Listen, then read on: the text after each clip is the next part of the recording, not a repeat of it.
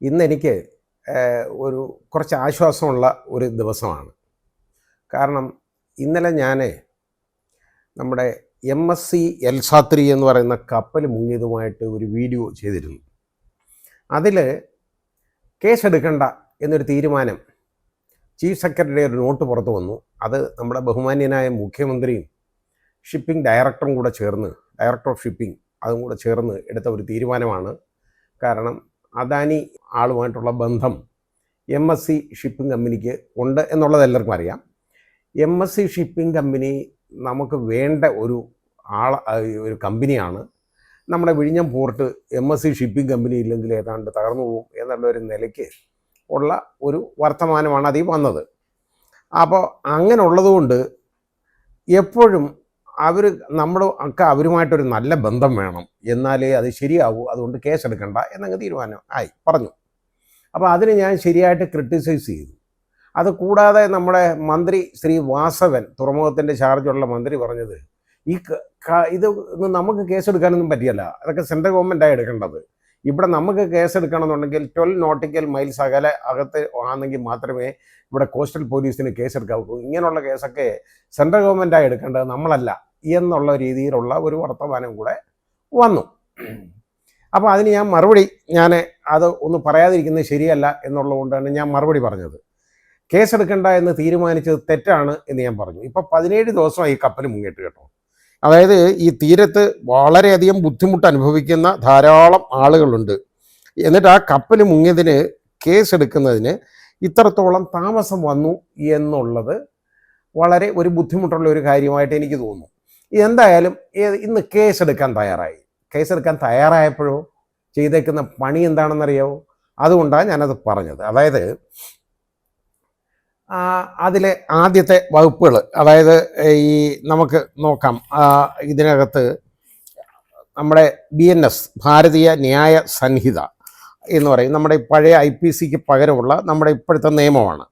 അതിൽ rash navigation of A vessel, അത് 282 rash navigation. അതിട്ട് കാണും അവർ കേട്ടോ.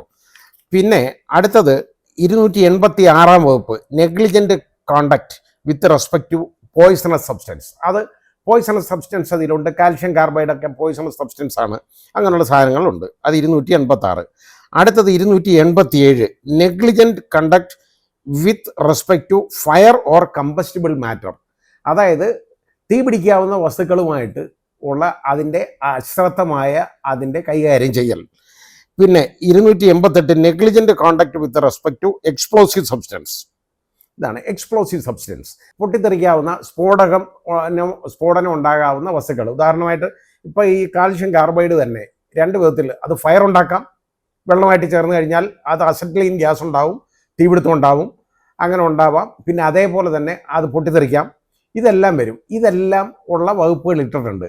പക്ഷേ ഈ വകുപ്പുകളൊക്കെ ബെയിലബിളാണ്. ഒരു മജിസ്ട്രേറ്റ് കോടതിക്ക് മാത്രം വിചാരണ ചെയ്യാവുന്ന ഒഫൻസുകളാണ് ഇത്.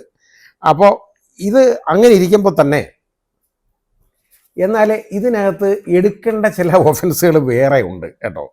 അതായത് നമ്മുടെ BNS അനുസരിച്ച് 324 എന്ന് പറയുന്ന വകുപ്പ് മിസ്ചീഫാണ്. ഇതൊന്നും അറിയാൻ പാടില്ലാത്തൊന്നുമല്ല ഇവർക്ക്. എനിക്ക് ഇവരെ പഠിപ്പിക്കേണ്ട കാര്യവുമില്ല. എന്നാലും അറിയാവുന്നത് കൊണ്ട് അത് പറഞ്ഞു കൊടുക്കാതിരിക്കുന്നത് മോശമായതുകൊണ്ട് ഞാൻ പറയുകയാണ്. ആ 324 വകുപ്പിൻ്റെ ഇല്ലസ്ട്രേഷൻസ് ഉണ്ട്. ആ ഇല്ലസ്ട്രേഷൻസിനകത്ത് മിസ്ചീഫ് എന്താണെന്ന് കേട്ടോ. അതായത് ഒരു ഷിപ്പ് ഇൻഷുർ ചെയ്തിട്ട് അത് മുക്കിക്കളഞ്ഞാൽ ആ കപ്പൽ, അത് ഇൻഷുറൻസ് പണം കിട്ടും. അത് മിസ്ചീഫാണ്, ഒഫൻസ്.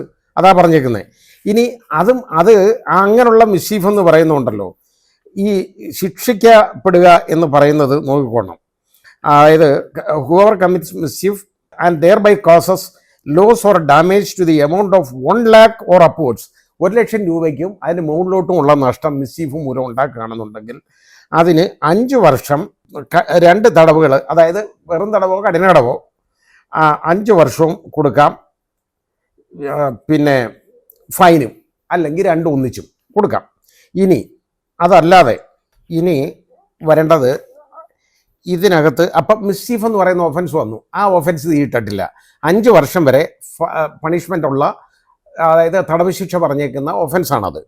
ഇനി ഇതൊന്നുമല്ല, 327 എന്ന് പറയുന്ന വകുപ്പ്, അതാണ് വളരെ പ്രധാനപ്പെട്ടത്. അത് mischief with intent to destroy or make unsafe a rail, aircraft, decked vessel or one of 20 tons burden. അതായത് 20 ടൺ കേവ് ഭാരമുള്ള ഒരു കപ്പൽ അത് അൺസേഫായിട്ട് ഉള്ള രീതിയിൽ ട്രീറ്റ് ചെയ്ത് മിസ്ചീഫ്, അതായത് മുക്കിയ മതി. അത് ഇപ്പോൾ നെഗ്ലിജൻറ്റ് നാവിഗേഷൻ മൂലം തന്നെ അതായത് റെക്ലെസ് നാവിഗേഷൻ മൂലം അത് മുക്കാനിടയായി കഴിഞ്ഞാൽ, മുക്കിയാൽ അതിന് വരുന്ന ഒഫൻസിൻ്റെ പണിഷ്മെൻറ്റ് എത്രയെന്നറിയാവോ? അതായത് അത് for a time which may extend 10 years, 10 വർഷം. അതാണ് തടവും പിഴയും, അല്ലെങ്കിൽ അതും ഒന്നിച്ച് കൊടുക്കാം. അതാണ് വേണ്ടത്. 10 വർഷം തടവ്. ഓറല്ല പറഞ്ഞേക്കുന്നത്, തടവ് മാൻഡേറ്ററി ആണ്. അത് 10 വർഷം വരെ തടവ് കൊടുക്കാം. അതായത് കഠിനടവ് 10 വർഷം വരെ കഠിനടവ് കൊടുക്കാവുന്ന ഒഫൻസാണ് കേട്ടോ. പിന്നെ ഹൂവർ കമ്മിറ്റ്സ് ഈ പണി, അതായത് ഈ കപ്പൽ മുക്കിയത് ഒരു എക്സ്പ്ലോഷൻ മൂലമോ ഫയറോ എന്തെങ്കിലും വരുത്തിയാണെങ്കിൽ അത് shall commits for attempts commit by fire or any explosive substance, അതാണെന്നുണ്ടെങ്കിൽ അതിന് വരുന്നത് എത്രയെന്നറിയോ? ഇംപ്രിസൺമെൻറ്റ് ഫോർ ലൈഫ്, ജീവപര്യന്തം തടവ് കൊടുക്കാവുന്ന ശിക്ഷയാണ് അത്. ഇതാണ്. അല്ലെങ്കിൽ or with imprisonment up to 10 years, അതാണ്. അതും ഫൈനും ഇത്രയും കൊടുക്കാവുന്ന ഒഫൻസാണ് അത്. ഈ പറയുന്ന 327 വകുപ്പ് അനുസരിച്ചുള്ള ഒഫൻസ്, അത് 1 ആയാലും 2 ആയാലും അതിന് വരുന്ന എവിടെയെന്നറിയോ? അത് നോൺ ബെയിലബിൾ ആണ്, ജാമ്യം കിട്ടത്തില്ല.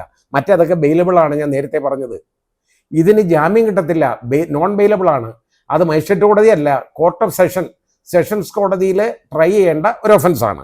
ഇനി ഞാൻ നിയമം ഇതിൽ കൂടുതൽ ഞാൻ പറയുന്നില്ല കേട്ടോ. ഇത് ഇത്രയും ഒന്ന് മനസ്സിലാക്കാൻ വേണ്ടി ഞാൻ പറഞ്ഞാണ്. ഇന്നലെ ഏതായാലും അങ്ങനെ പ്രതികരിച്ചതുകൊണ്ട് ഏതായാലും അതുകൊണ്ട് തന്നെ ആണെന്നൊന്നും ഞാൻ പറയുന്നില്ല. കാരണം അടുത്ത കപ്പലും കൂടെ മുങ്ങിയല്ലോ. അപ്പോൾ ആ മുങ്ങിയപ്പോഴാണ് ഇനി വരുന്ന പ്രശ്നം. ഈ മുങ്ങി കഴിഞ്ഞാൽ ഞാൻ പറയുന്നത് മുങ്ങി. ഇതിന് കേസെടുക്കാൻ പോകുമ്പോൾ പണ്ടത്തതിന് എന്താ കേസെടുക്കാത്തതെന്ന് ആളുകൾ ചോദിക്കത്തില്ലേ? ചിലപ്പോൾ അതുകൊണ്ടും ആയിരിക്കാം, നമുക്കറിയില്ല. ഏതായാലും ശരി, ഇതുവരെ ഇല്ലാതിരുന്ന അധികാരം ഇപ്പോൾ നമ്മുടെ ഫോർട്ട് കൊച്ചി പോലീസ് സ്റ്റേഷന് കിട്ടിയിട്ടുണ്ട്. കോസ്റ്റൽ പോലീസ് സ്റ്റേഷന് കേസെടുക്കാനുള്ള അധികാരമായി.